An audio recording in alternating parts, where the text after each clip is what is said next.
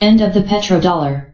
Goodbye to the American way of life. The low gas prices in America are a big welcome by most. But experts have shown that if the Saudi oil price manipulations and layoffs by energy firms continue, something drastic to the American way of life might occur.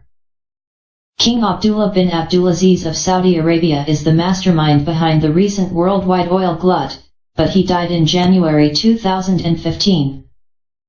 Salman bin Abdulaziz, Abdullah's half-brother, has taken control, which is a cause for concern. Salman is 79 years old and known to have dementia. His reign will likely be brief, which is another reason to worry. In line for the throne are the 4 sons of Abdullah, and all of them do not like President Obama or Hillary Clinton due to what they perceive as lamentable Middle Eastern policies. Due to the continued loosening of economic sanctions by Obama, Iran may soon have a nuclear weapon, perhaps several of them. No longer economically constrained, Iran has also secured conventional domination over much of the Middle East. Formerly pro-American Arabs are worried and beginning to defect. After the fall of the Yemeni government, Iranian-backed Houthi rebels seized control. Despite Yemeni being mostly Sunni, the Houthi are puppets and the strings are dangled by Shiite Iranians. Their war cry is, "God is great. Death to America. Death to Israel." Without Yemeni as a base, the U.S. drone war against Al-Qaeda in the Arabian Peninsula will soon vanish. Syria is in even worse shape. Mullahs have come to Bashar al-Assad's aid with funds, weapons, and Iranian Revolutionary Guards. They have also convinced their Lebanese proxy, Hezbollah, to take up arms. In short, now flush with billions due to the removal of sanctions, Tehran has successfully exerted enough control in the region to further its war against Israel. Meanwhile, Saudi Arabia is caught in the middle. To their west and north, Iran is bent on Shiite domination across Iraq, Syria, and Lebanon. To the east and south, Iran is in control of Yemen. How do the Saudis respond? The only way they can, by creating another oil glut. They know that Iran needs prices to be around $135 per barrel to stay within budget. Nuclear weapons aren't cheap. Saudi Arabia is one of the most important countries in the world. In one afternoon, with the wave of a king's hand, they can control and manipulate large swaths of the world's economy. They can take entire countries to the brink of bankruptcy simply by pumping out enough oil to exceed demand. Despite this sobering fact, the Obama administration has repeatedly ignored and even angered the Saudi regime. During her time as Secretary of State, Hillary Clinton visited Saudi Arabia to discuss oil prices, but otherwise acquiesced to Obama's policies, most of which angered the Saudis. If she is elected president, this fact could open the door for Vladimir Putin to create a disastrous scenario.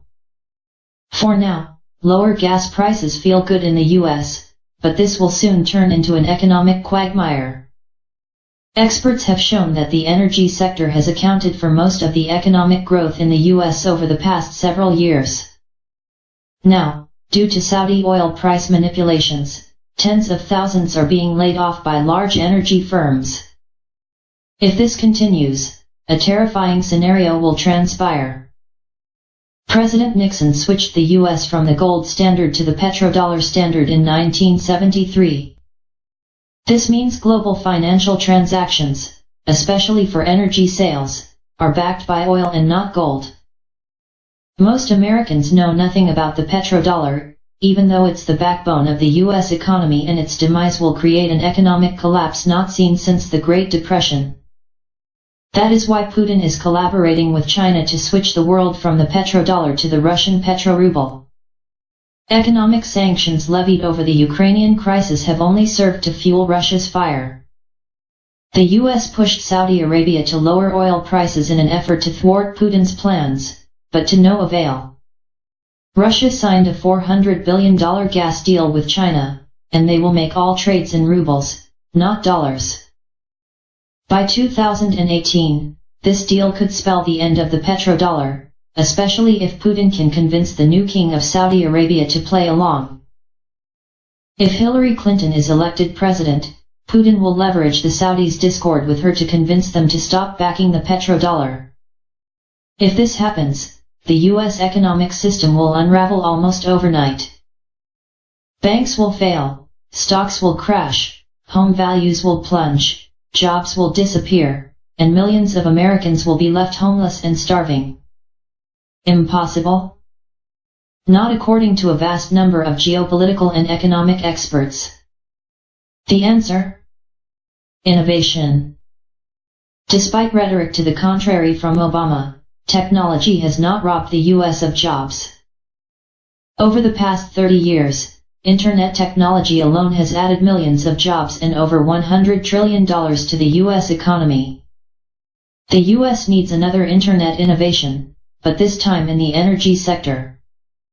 What if there was a revolutionary invention that could convert ordinary salt water into fuel while actually removing carbon from the atmosphere? Such an invention would prevent Putin from manipulating the petrodollar by providing China and other customers with a non-polluting and cheaper alternative to Russia's gas. Also, it would help turn down the dial on climate change. Is such a thing even possible? Yes, and it already exists.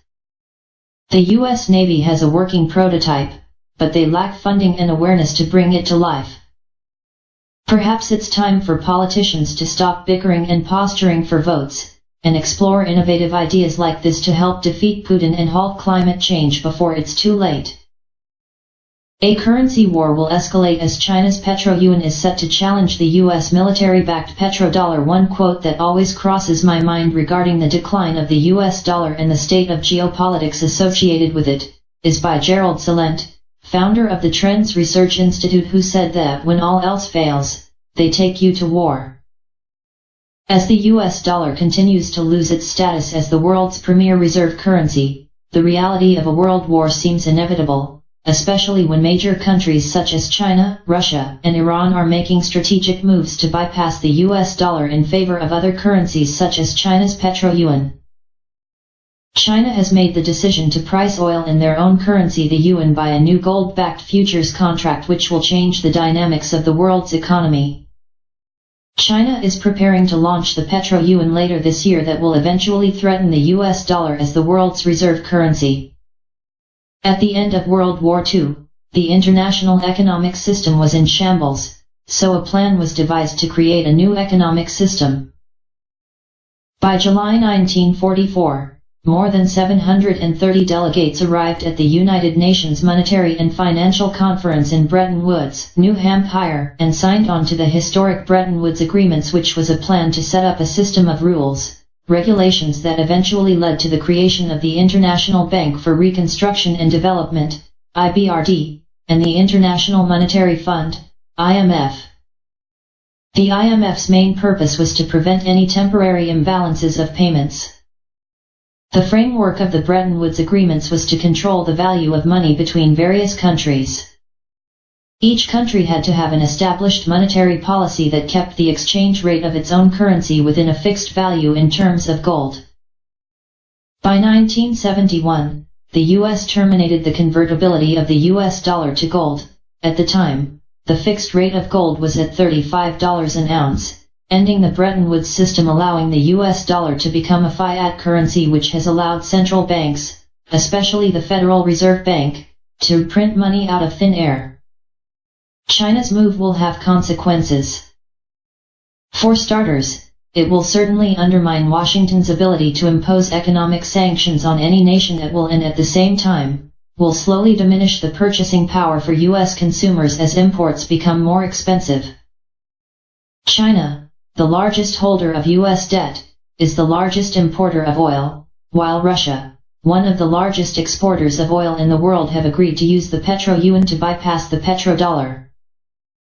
The petro-yuan threatens the US dollar's hegemony around the globe, as several nations have recently demonstrated, as they all share an interest in joining the transition from the US dollar to the yuan for oil transactions, including Washington's arch-enemies Iran, Venezuela, and even Indonesia, currently not on Washington's hit list. The mainstream media has been reporting on the latest developments concerning China's plan to bypass the dollar and introduce the petro-yuan to the international community in an article by CNBC titled "China Has Grand Ambitions to Dethrone the Dollar." It may make a powerful move this year. China is looking to make a major move against the dollar's global dominance, and it may come as early as this year. The new strategy is to enlist the energy market's help.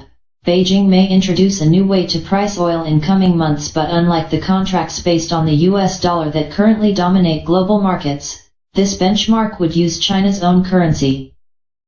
If there's widespread adoption, as the Chinese hope, then that will mark a step toward challenging the greenback's status as the world's most powerful currency. China is the world's top oil importer, and so Beijing sees it as only logical that its own currency should price the global economy's most important commodity. But beyond that, moving away from the dollar is a strategic priority for countries like China and Russia. Both aim to ultimately reduce their dependency on the greenback, limiting their exposure to U.S. currency risk and the politics of American sanctions regimes. Washington is on a collision course for another war with North Korea, with U.S. President Donald Trump leading the charge. With the power of the US dollar on life support, the US empire of debt continues to use the threat of war and in some cases, wage actual wars around the world, namely Iran, Syria, and Venezuela, which have been on Washington's hit list for some time. Iran and Russia are already slowly transitioning away from the US dollar to avoid any future economic sanctions imposed by Washington. Venezuela is also ready and willing to make its move against the US dollar. Reuters did report on the decision made by the Maduro government to implement a new system of international payments for its oil exports. The report, headlined with "Venezuela's Maduro says will shun US dollar in favor of yuan," others quoted what Maduro had said during a session of the National Constituent Assembly at Palacio Federal Legislativo in Caracas, Venezuela. Venezuela is going to implement a new system of international payments and will create a basket of currencies to free us from the dollar, Maduro said in an hours-long address to a new legislative superbody, without providing details of the new mechanism. "If they pursue us with the dollar, we'll use the Russian ruble, the yuan, yen, the Indian rupee, the euro," Maduro said. Another recent article published by CNBC: "China will compel Saudi Arabia to trade oil in yuan, and that's going to affect the US dollar." Interviewed Carl Weinberg, a chief economist and a managing director at High Frequency Economics, about how the US dollar will lose its global dominance in the near future once Saudi Arabia will be forced to use the petro-yuan, since China is the world's top importer of oil. Carl Weinberg, chief economist and managing director, said Beijing stands to become the most dominant global player in oil demand since China usurped the US as the biggest oil importer on the planet.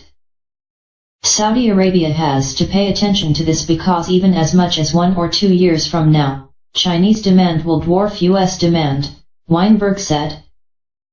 "I believe that yuan pricing of oil is coming, and as soon as the Saudis move to accept it, as the Chinese will compel them to do, then the rest of the oil market will move along with them." The US dollar is slowly losing its status as the world's reserve currency. So is a war with China a possibility?